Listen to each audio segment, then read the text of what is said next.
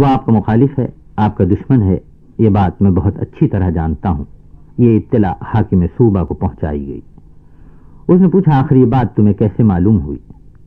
ایسے کہ وہ میرا پڑوسی ہے، میں دن رات اسے دیکھتا رہتا ہوں، اس کی ایک ایک مصروفیت سے میں واقف ہوں۔ آپ یقین جانیں کہ وہ آپ کا مخالف ہے اور سخت مخالف، اس سے ہوشیار رہنے کی ضرورت ہے۔ عقل مندی کا تقاضا یہ ہے کہ آدمی ہوشیار تو ہر کسی سے رہے، لیکن اس شخص سے زیادہ ہوشیار رہے جس کی فطرت ہو لگائی بجھائی۔ عورتوں میں کوئی اس عادت کی ہو تو اسے بی جمالو کہتے ہیں، اس کا کام ہی ایک ہوتا ہے، نفاق پیدا کرنا، آپس میں لڑوا دینا، لوگوں کو بدنام کرتے پھرنا۔ ایسا مرد ہو کہ عورت یہ حسد کے مارے اور ناکام و نامراد لوگ ہوتے ہیں۔ جب گھر گھرستی یا اپنے کام میں انہیں ناکامی ہوتی ہے تو یہ دوسروں کے ہمدرد بن جاتے ہیں اور ایک دوسرے کے خلاف خوب آگ بھڑکاتے ہیں۔ لیکن یہ کچھ دنوں کی بات ہوتی ہے، جب لوگ انہیں جاننے لگتے ہیں تو پھر ان کی ایسی خاری ہوتی ہے کہ کتے کی طرح وہ دھتکارے جاتے ہیں یا لوگ ان سے بالکل ملنا جلنا چھوڑ دیتے ہیں۔ یہ بڑی بری عادت ہے جس کے لیے آخرت میں سخت عذاب ہوگا۔ اس فطرت کے لوگ ملک، قوم، جماعت، خاندان ہر ایک کے لیے مصیبت ہوتے ہیں اور ہر ایک انہیں بری نظر سے دیکھتا ہے۔ عبدالعزیز ابن مروان نیا گورنر بنا تھا، نوجوانی کے دن، کم تجربہ۔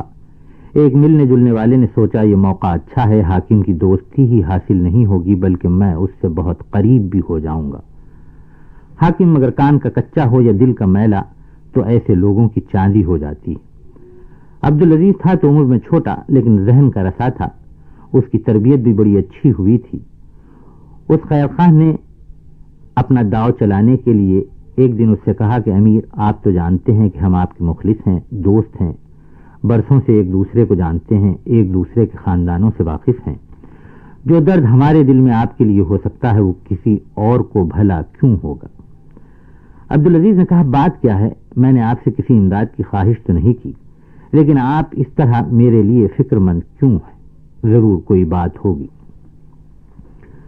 کوئی نام کماتا ہے، بڑا بن جاتا ہے تو بہت سے لوگ اس کے مخالف بھی ہو جاتے ہیں، یہ کوئی نئی بات نہیں۔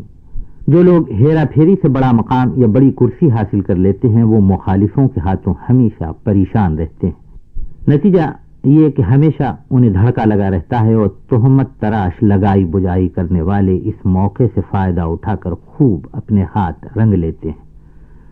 عبدالعزیز نے جو بعد میں مصر کا گورنر بنا اپنے خیر خواہ کی باتیں سنی تو اسے بڑا دکھ ہوا، دکھ اس بات کا کہ یہ شخص اس کی ناتجربہ کاری سے فائدہ اٹھانا چاہتا تھا۔ اس کی ساری باتیں سن لینے کے بعد امیر نے اس سے کہا کہ میرے دوست، تو نے میری بھلائی کی فکر کی ہے، لازم ہے کہ میں بھی تیری بھلائی کی فکر کروں۔ پہلی بات، تو مجھ سے یہ سن لے کہ نہ تجھے اللہ کا ڈر ہے، نہ میری عزت تیرے دل میں ہے، نہ تجھے اپنے پڑوسی کا حق معلوم ہے۔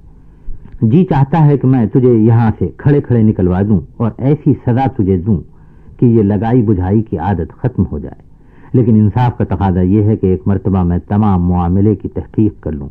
اگر تو جھوٹا ثابت ہوا تو میں تجھے کہیں کا نہ رکھوں گا، اور اگر تو سچا ثابت ہوا تب بھی میں تجھ جیسے بد فطرت کو نہ کوئی فائدہ پہنچاؤں گا نہ اپنے سے قریب آنے دوں گا۔ بتا اب تو کیا چاہتا ہے؟ ابن طباطبا نے اپنی کتاب الفقری میں لکھا ہے کہ اس نے دیکھا کھیل بگڑ گیا تو ہاتھ جوڑ کر معافی مانگی، بولا کہ میں جھوٹا ہوں، اپنے فائدے کے لیے میں نے یہ افسانہ گھڑا تھا، آپ مجھے معاف کر دیں۔ عبدالعزیز نے کہا، جی تو نہیں چاہتا کہ تجھے یوں بغیر سزا کے جانے دوں، لیکن تو نے اپنی غلطی کا اعتراف کر لیا ہے، اس لیے تجھے معاف کرتا ہوں، جا یہاں سے نکل جا، خدا تیرا کبھی ساتھ نہ دے گا، تو بدترین انسان ہے۔ This program is the sole property of Central Productions, Pakistan Broadcasting Corporation, Islamabad. Piracy in this regard is illegal.